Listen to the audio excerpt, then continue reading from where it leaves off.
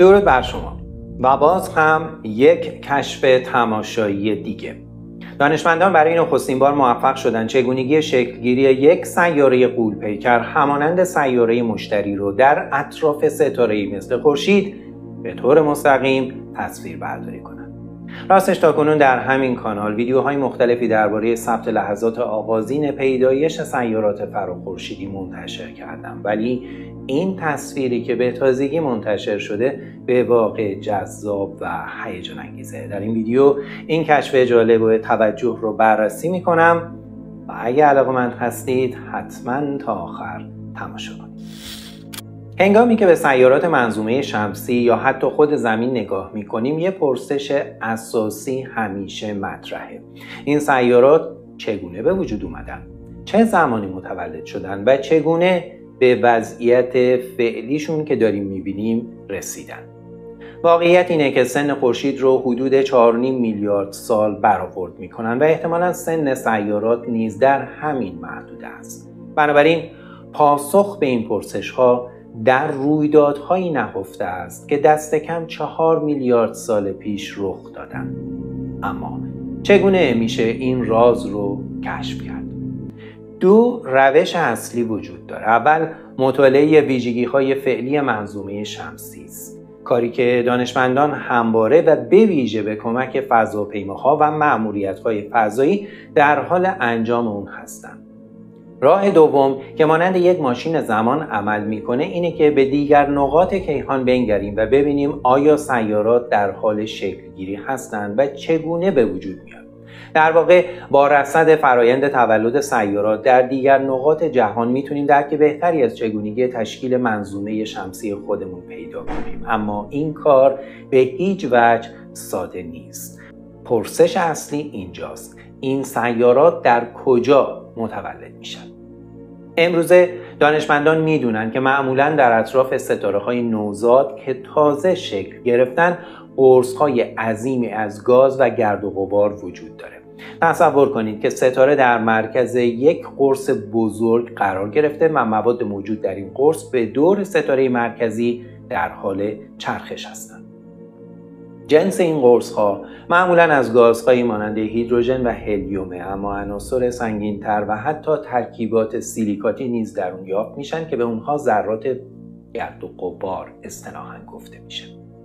در همین قرص‌ها و در طی فرآیندهایی که هنوز به طور کامل شناخته نشدن، توده‌هایی از گاز و گرد و غبار به وجود میان که میتونن به سیاره تبدیل بشن. به همین دلیل به چنین قرص‌های پیش سیاره‌ای گفته میشه، زیرا هنوز سیارات به طور کامل در اونها شکل نگرفتن و در مراحل اولیه پیدایش و تحول هستند. شاید بپرسید آیا چنین قرص‌هایی تاکنون دیده شدن؟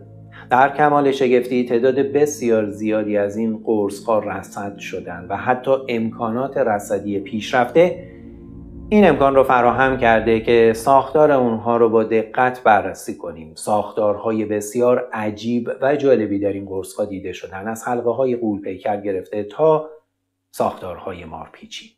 امروزه دانشمندان در تلاش هستند تا بفهمند چگونه چنین ساختارهای حیرت انگیزی در این قرص‌های گاز و غبار به وجود میاد.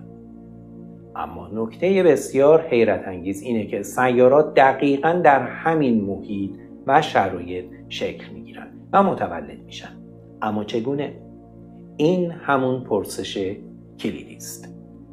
برای پاسخ سرراسترین راه رصد دقیق همین قرص هاست تا ببینیم چگونه توده ها شکل میگیرن و در نهایت به سیاره تبدیل میشن. این ایده بسیار هیجان انگیزه، اما واقعیت اینه که تا همین اواخر به دلیل محدودیت‌های فناوری و ابزارهای رصدی امکان ثبت چنین پدیده‌های ظریفی وجود نداشت. اما در سالهای اخیر به لطف تلسکوپ‌های پیشرفته‌ای مانند تلسکوپ فضایی وب، دانشمندان برای اولین بار شاهد ثبت مستقیم مراحل اولیه تولد سیارات بودند. این یک تحول بنیادی است که حتی نظریه‌های فعلی درباره شکل‌گیری سیارات رو به چالش می‌کشه. دقیقاً مانند همین مورد شگفت‌انگیز اخیر. در این تصویر تماشایی که توسط رصدخانه جنوبی اروپا در شیلی ثبت شده، یک قرص پیش سیاره‌ای با حلقه‌های غول‌آسا به نمایش در اومده. در مرکز این قرص عظیم یک ستاره خورشید مانند قرار داره، اما نکته حیرت انگیز اینجاست. دقیقاً در میانه قرص، در منطقه‌ای که یه شکاف بزرگ دیده میشه، یه توده متراکم به وضوح خودنمایی میکنه. این توده چیزی نیست جز یک سیاره نوزاد که در حال شکل گیریه. این سیاره WISEPIT 2b وایسپیت نام گرفته و سنش حدود 5 میلیون سال برآورد میشه. در مقایسه با سن زمین یه سیاره نوزاده. اما جرم این سیاره هم بسیار جالب توجه. برآوردها نشون میده که جرم این سیاره در حال تکوین حدود 5 برابر سیاره مشتری است. فقط مجسم کنید که سیاره مشتری خودش یه غول گازی است، بنابراین این سیاره واقعا غول پیکره. در تصویر ممکنه به نظر بیاد که این سیاره نوزاد به ستاره مرکزیش نزدیکه، اما اینطور نیست. فاصله این سیاره از ستاره مرکزی 380 برابر فاصله زمین تا خورشیده، یعنی 380 واحد نجومی. و حالا اگه فاصله رو با اندازه کل قرص مقایسه کنیم، به خوبی میتونیم بفهمیم که چقدر این قرص گاز و گرد و غبار بزرگه.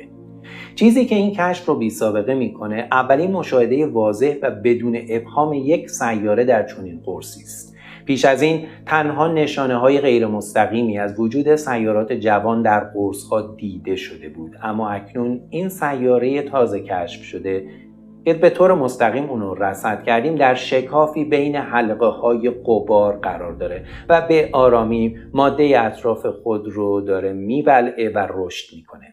نکته شگفت‌انگیز دیگه اینه که این سیاره تنها دومین سیاره است که در چنین مرحله تکاملی اولیه حول یک ستاره شبیه به خورشید شناسایی میشه. مدت هاست که دانشمندان در قرص‌های پیش سیاره‌ای حلقه‌ها و شکاف‌های متعددی رو شناسایی کردند. این باور جدی وجود داشت که این شکاف‌ها ممکنه در اثر تشکیل سیارات به وجود اومده باشند، به این معنی که یه سیاره نوزاد در حال شکلگیری با گردش به دور ستاره مرکزی مواد موجود در قرص رو جمع میکنه و یه شکاف در اون ایجاد میشه. اکنون با این کشف تاریخی به نظر میرسه شاهدی قطعی و مستقیم برای تایید این دیدگاه به دست اومده. ما در واقع شاهد مراحل اولیه پیدایش یک سیاره غول پیکر هستیم. به احتمال بسیار زیاد رویدادهایی که در این سامانه دوردست مشاهده می‌کنیم مشابه وقایع ابتدایی شکلگیری منظومه شمسی است. منظومه شمسی نیز در آغاز قرص گازی و گرد و غباری عظیمی بود و سیارات غول‌پیکری مانند مشتری و زحل به طور حد چون این شکاف‌هایی رو در قرص اولیه ایجاد کرده بودند، هرچند که فاصله مداری کنونی سیاره مشتری حدود 5 واحد نجومی در مقایسه با فاصله مداری این سیاره تازه کشف شده بسیار کمتره.